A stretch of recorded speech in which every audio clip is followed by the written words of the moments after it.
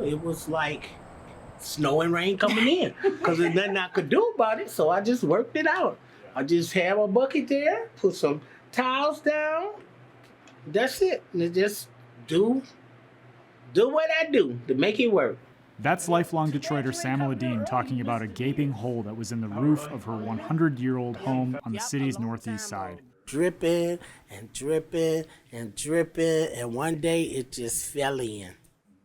I had planned to get it patched, but I never could come up with the $500 this man was going to patch it for me.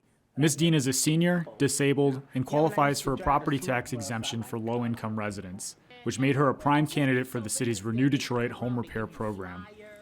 It's a $45 million effort to help 2,000 low-income Detroiters fix up their homes over the next 4 years. Those who applied in the first round could receive a new roof at no cost. A second phase of the program opened in October and will include window replacements. My guess is if we drove down the street 3 or 4 years ago, you wouldn't see people fixing up houses along here, right? Dean was one of the first people to get a new roof through Renew Detroit. We get Ms. Dean's roof done. I think you're going to see more and more investment in this community. I am so excited to have a roof and so emotional because I never ever dreamed this could happen to me.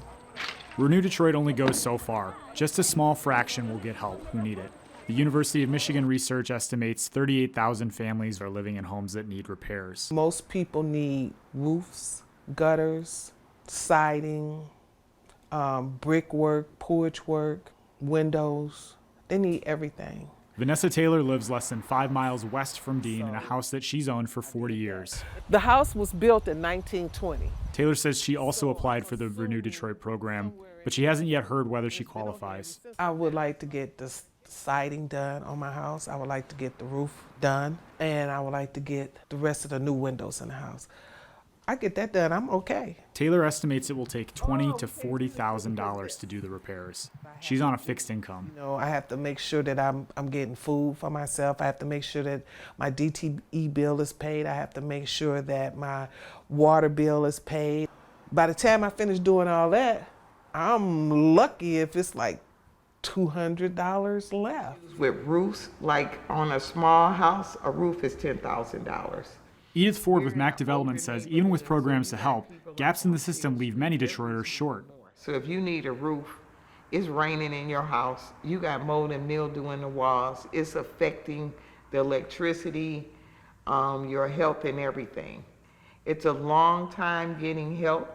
It's hard a lot of times for citizens to know how to navigate the programs. Ford says the city is partly to blame. Residents have been overtaxed an estimated $600 million following the Great Recession, money that could have gone toward fixing their homes. They could have been able to save towards to getting their own roof. I had one lady here, her payment plan was like $782 a month. Her mortgage was never that much to pay her back property taxes. But then when the Detroit Home Property Tax Relief Grant came from the Gilbert Foundation, we were able to get her a property tax exemption and to get that past due amount wiped out. When that came, you would hear people banging and hammering. People start fixing stuff on their houses.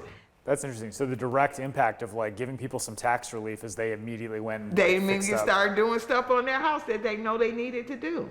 Foundations owned by billionaire Dan Gilbert are helping Detroiters with their taxes and home repairs. His $20 million Detroit Home Repair Fund was announced this spring. Incredibly, when we rolled out the Detroit Home Repair Fund, we saw about 150,000 phone calls in the first 48 hours and 250,000 phone calls in the first week, which was honestly an emotional realization because we had just tens and tens of thousands of people who really needed support, and they were not getting it from existing ecosystem partners. The Gilbert Foundation expects to help 1,000 Detroit homeowners pay for repairs over the next 3 years. But that's still just another small fraction, as so many more Detroiters are going to miss out. We don't see our role as, serving every single person in this system. I think that's really the role of the broader social safety net, the city of Detroit, the Wayne County, the community partners who are working in this space every day. Some Detroiters are finding creative ways to raise money.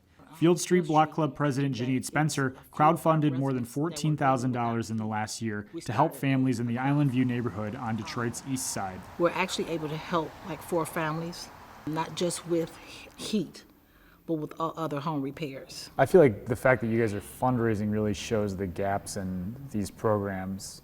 Yeah. Like you wouldn't have to do that if these programs were able to like No, serve not everybody. at all. Not at all.